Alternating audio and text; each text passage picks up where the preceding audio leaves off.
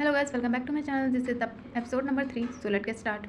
कहानी की स्टार्टिंग में हमें वही सीन दिखाया जाता है जहाँ पर फादर जो है वो पूछ रहे होते हैं कि यार तुमने किस डॉटर को चूज़ किया है। जहाँ पे बायून बताता है कि उसने हान फैमिली की यंगर डॉटर को चूज़ किया है, जिसे सुनकर उसके फादर काफ़ी ज़्यादा शॉक हो जाते हैं कि आखिर तुम उससे शादी कैसे कर सकते हो। वैसे भी मैंने सुना है कि वो एक कॉन्क्यूमेंट की बेटी है, सो ऑफकोर्स तुम्हें उससे चूज़ नहीं करना चाहिए था।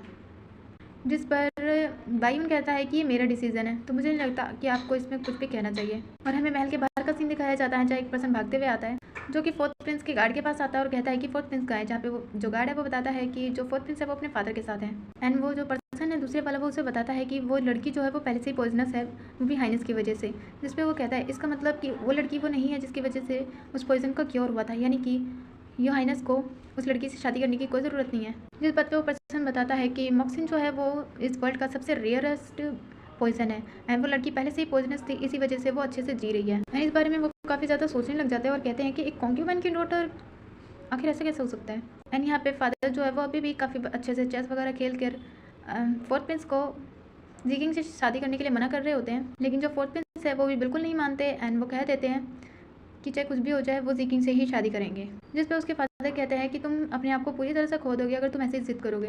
जिस पे फोर्थ प्रिंस गेम को दिखाते हुए कहता है कि बिल्कुल नहीं, बल्कि अभी गेम तो शुरू हुआ है और मुझे नहीं लगता कि जो गेम मैं खेल रहा हूँ उसमें मैं हारने वाला हूँ। जिस बात पे उसके फादर काफ़ी ज़्यादा गुस्सा हो जाता है और उसको यहाँ से निकलने के लिए कह देते हैं। जिसके बाद सीन दिखाया जाता है कि वो मैजिस्ट्री जो है वो अपने रूम में आने के बाद काफ़ी ज़्यादा टेंशन ले रहे होते हैं कि फोर्थ प्रिंस जो है वो उसकी बात नहीं मान रहा एंड वो बिल्कुल भी जी किंग को अपनी डॉटर इन लॉ एक्सेप्ट नहीं करने वाले। फोर्थ प्रिंस जो है वो अपनी मिलिट्री में और बाकी काफ़ी सारी चीज़ों में अच्छा है, तो मुझे नहीं लगता कि वो ये सारे काम करके अपनी लाइफ को ख़राब क्यों कर रहा है। जिस पे जो क्वीन है वो कहती है कि आप फिक्र मत कीजिए, मैं इस चीज़ को हैंडल कर लूँगी एंड मुझे लगता है कि मैं इस चीज़ को ज़्यादा अच्छे से हैंडल कर सकती हूँ। कभी कभी आप मिलिट्री वगैरह के काम बाई चांस यानी कि सेकंड प्रिंस को भी दे देना चाहिए।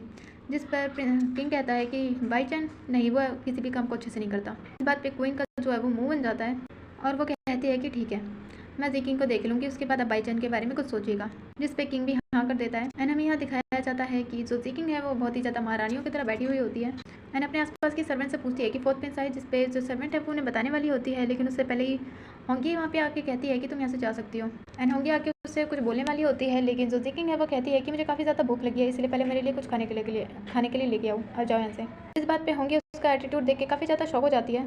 तभी वो देखती है कि कुछ लोग यहाँ पे आए हैं जो कि प्रिंसेस क्वीन के गार्ड हैं एंड वो यहाँ पे जी किंग को बुला रहे होते हैं एंड होंगियो को पता होता है कि जो क्वीन है वो काफ़ी ज़्यादा क्रूल है, तो इसीलिए वो जी किंग से बदला लेने के लिए उसे कहती है कि प्रिंसेस तुम्हें बुला रही है इसलिए तुम्हें चलना चाहिए एंड वो खुद ही गार्ड से यस कह देती है एंड जी किंग को रात को ही वहाँ पे लेके जाने लग जाती है। गैरेज में दिखाया जाता है जहाँ पे जी किंग आराम से बैठी थी, लेकिन जो होंगी है वो कहती है कि क्या तुम्हें डर नहीं लग रहा। एंड जी किंग कहती है डर किस बात का। एंड होंगी कहती है कि जो क्वीन है वो काफ़ी ज़्यादा क्रूल है, उन्हें किसी बात पर अगर गुस्सा आ गया तो वो अपने सामने वाले पर्सन को बिल्कुल नहीं छोड़ती। एंड जी किंग कहती है कि वहाँ जाके देखा जाएगा। एंड होंगी उसे बता रही होती है कि जो क्वीन है वो फोर्थ प्रिंस को ज़्यादा पसंद नहीं करती एंड तुम तो वैसे भी कॉन्क्यूबन की डॉटर हो, तो वैसे भी वो तुम्हें बिल्कुल भी पसंद नहीं करने वाली। जिसके बाद दिखाया जाता है कि जो कैरेज है वो क्वीन के महल तक पहुँच चुका होता है एंड यहाँ पर जो होंगी है वो यहीं पे बाहर महल के बाहर होती है एंड जो जी किंग है वो महल के अंदर जाती है अकेले एंड यहाँ पे क्वीन, उसकी डॉटर एंड बाकी सारी और बहुत सारी लड़कियों को दिखाया जाता है जहाँ पे वो सारी बातें कर रही होती हैं कि जो जी किंग है वो एक कॉन्क्यूबेंट की डॉटर है एंड उसे मैंने यहाँ स्पेशली इस चीज़ के लिए बुलाया था कि हम उसे बता सकें कि वो हमारे साथ रहने लायक बिल्कुल भी नहीं है। एंड सभी लोग बात कर रही होती है कि फोर्थ प्रिंस जो है वो बहुत ज़्यादा यंग है, तो उसे इतनी भी जल्दी शादी करने की क्या ज़रूरत थी, वैसे भी वो हिज मैजेस्टी को असिस्ट ही कर रहा है। सभी लोग इसी तरह की बातें कर रहे होते हैं, तभी वहाँ पे जी किंग आ जाती है जो क्वीन को देख के उसे ग्रीट करती है, लेकिन बाकी लड़कियों को बोलने लग जाती है कि क्वीन को देखने के बाद उसे नीप डाउन होकर ग्रीट करना चाहिए था, लेकिन इसे देखो इसमें कितना ज़्यादा एटीट्यूड है। तभी जो जी किंग है वो उसे कुछ आवाज़ सुनाई देती है एंड उसे पता चलता है कि उसे नीडल्स मारकर जो क्वीन है वो नीप डाउन करना चाहती है, लेकिन जो जी किंग है वो बिल्कुल स्टिल खड़ी रहती है और नीप डाउन बिल्कुल नहीं करती, जिसे देख के क्वीन कहती है ये लड़की बिल्कुल भी सिंपल नहीं है। आसपास की काफ़ी सारी लड़कियां एंड ये एक प्रिंसेस होती है जो कि सेकंड प्रिंस की ही सिस्टर है, तो सभी लोग जो है वो उसका मजाक उड़ाने लग जाती है और कहती है कि आखिर तुम कौन सी फैमिली से हो। इस पर जी किंग अपने बारे में बताती है और कहती है कि मैं हान फैमिली की यंगर डॉटर हूँ। क्वीन और उसकी बेटी कहने लग जाती है यंगर डॉटर, इसका मतलब क्या तुम एक, बाकी सारी लड़कियाँ कहती है कि कॉन्क्यूबन की बेटी हो। जिस पर क्वीन कहती है कि क्या तुम सच में एक कॉन्क्यूबन की बेटी हो। एंड जी किंग कहती है हाँ बिल्कुल मैं तो हूँ। जिस पर क्वीन कहती है कि तुम कितनी ज़्यादा बेशरम हो, तुम एक कंक्यूबेन की बेटी हो फिर भी तुम इस तरह से बात कर रही हो।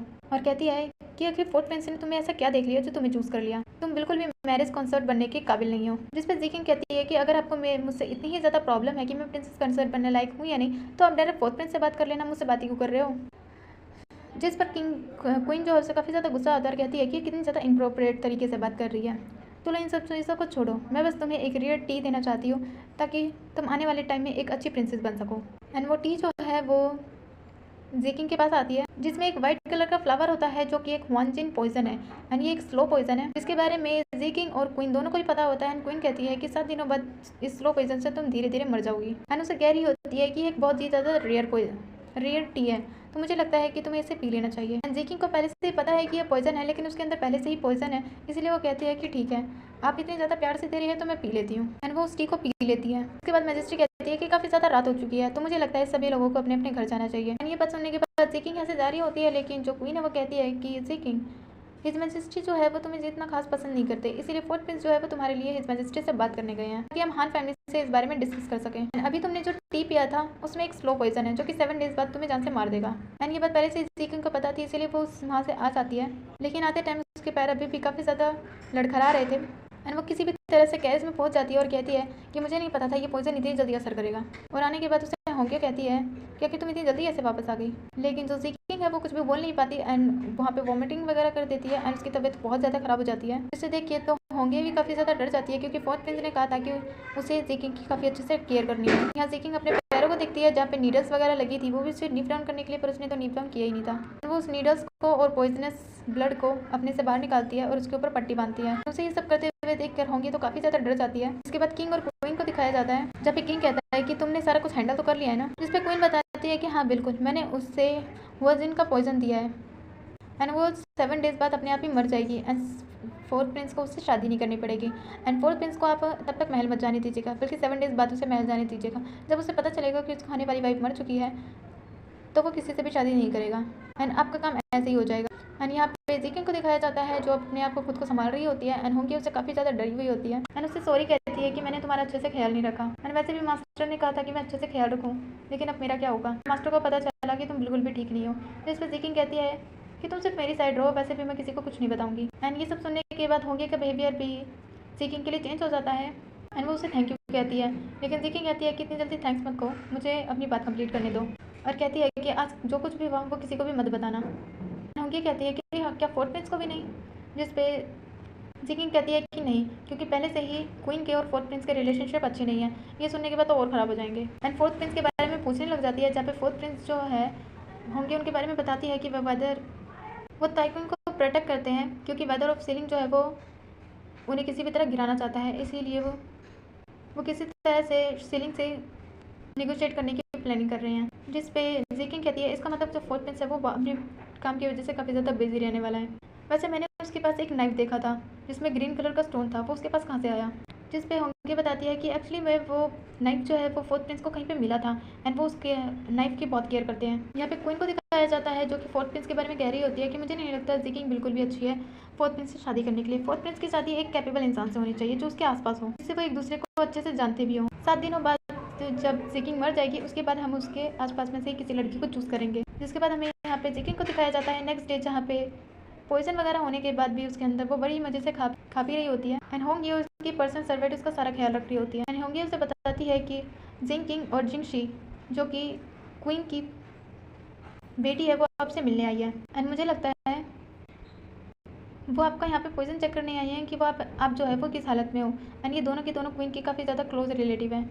जिंकिंग जो है वो तो काफ़ी ज़्यादा सिंपल सी है, लेकिन जो जिंगशी है वो काफ़ी ज़्यादा रूड बिहेवियर वाली है। जिस बात पे जिंकिंग कहती है ये तो बहुत अच्छी बात है, चलो उसे अपनी बीमारी के बारे में दिखाते हैं। जिसके बाद यहाँ पे जिंकिंग और जिंगशी को दिखाया जाता है, जहाँ पे जिंकी आराम से बैठी होती है और जिंगशी बार बार कह रही होती है कितने देर से वेट करवाएंगे। जिस पर जिंकिंग कहती है जिंगशी को कि तुम चुपचाप से बैठ जाओ। उसके बाद वो शांति से बैठ जाती है एंड अनाउंसमेंट होती है कि प्रिंसेस कंसर्ट आ रही है। दिखाया जाता है कि दोनों सर्वेंट्स जो है वो उसके पास होती हैं एंड उसे एक कैरेज में लेके आती है, क्योंकि वो चल भी नहीं सकती एंड उसकी तबीयत इतनी ज़्यादा ख़राब होती है जिसे देखकर वो दोनों शॉक हो जाती है एंड वो सोच रही होती है कि इसका मतलब जो क्वीन है उन्होंने जो पॉइजन दिया था वो असर कर रहा है। लेकिन यहाँ पे जिंगशी को काफ़ी ज़्यादा गुस्सा आ रहा होता है एंड वो उसे कहने लग जाती है कि तुम काफ़ी ज़्यादा बुरी हो और मुझे नहीं लगता कि तुम किसी भी तरह प्रिंसेस कंसर्ट बनने लायक हो। और वैसे भी तुम तो इतनी ज़्यादा बीमार हो, तुम तो बहुत जल्दी मर जाओगे। ये सुनने के बाद जो ज़ेकिंग है वो उसी टाइम मरने का नाटक करती है, जिसे देख के दोनों की दोनों घबरा जाती है क्योंकि ये इतनी जल्दी मर गई। एंड जो होंगी है वो कहती है कि अभी कभी डॉक्टर को बुलाओ, जल्दी से बुलाओ। एंड ये सब कुछ जिंगशी तुम्हारी वजह से हुआ है, तुमने ऐसे कैसे कह दिया मेरी मैडम को। जिस पर जिंकिंग के कहने पे जिंगशी जो है वो कहती है कि तुम्हें अभी कभी उसे सॉरी कहना चाहिए। फिर जिंगशी जो है वो उसे डरते हुए सॉरी कहती है कि मेरी गलती है, मुझे तुम्हें ऐसा नहीं बोलना चाहिए था, मुझे माफ़ कर दो, प्लीज़ अभी मरना मत। एंड ये सुनते ही जो जेकिंग है वो अपनी आइज़ ओपन कर लेती है और कहती है अभी तो मैं जिंदा हूँ, लेकिन तुमने मुझे क्या कहा। उसे अपने पास बुला रही होती है, जहाँ पे उसके पास आता है वो उसको ज़ोर से हाथ पकड़ लेती है और कहती है कि तुम्हारी हिम्मत कैसी हुई मुझे ऐसा कहने की। हालांकि वो बीमार है लेकिन वो फिर भी उसको बहुत ज़्यादा ज़ोर से हाथ पकड़ती है। सभी लोगों को लगता है वो बीमार है क्योंकि वो इतनी ज़्यादा अच्छे तरीके से एक्टिंग कर रही होती है। एंड जो जिंक्सी है वो उसे डरते हुए कहती है कि ये मेरी गलती है कि मैंने तुम्हें ऐसा कहा। एंड जो जिंक्सी है वो कहती है तो फिर मैं तुम्हारी क्या लगी। एंड जिंक्सी कहती है कि तुम मेरी प्रिंसेस कंसर्ट हो। फाइनली जो जेकिंग है वो जिंक्सी का हाथ छोड़ देती है एंड उसके ऊपर काफ़ी सारी ब्लड की वॉमिटिंग वगैरह भी कर देती है जो कि नकली थी। लेकिन इसकी इतनी ज़्यादा बुरी हालत को देखकर दोनों के दोनों काफ़ी ज़्यादा शॉक हो जाते हैं। जो जिंग की है वो उससे पूछती है कि आखिर इसे हुआ क्या है, जिस पर बात पे वो कहती है कि कल से इनकी तबीयत बहुत ज़्यादा ख़राब है। जिस पर जिंकिंग जो है वो कहती है इम्पीरियल डॉक्टर फिजिशियन कहाँ है, मुझे जल्दी उन्हें बुलाओ। एंड थोड़ी देर बाद दिखाया जाता है कि वहाँ पर डॉक्टर भी आता है एंड सभी लोग पूछ रहे होते हैं कि मेरी मैडम ठीक तो हो जाएगी ना।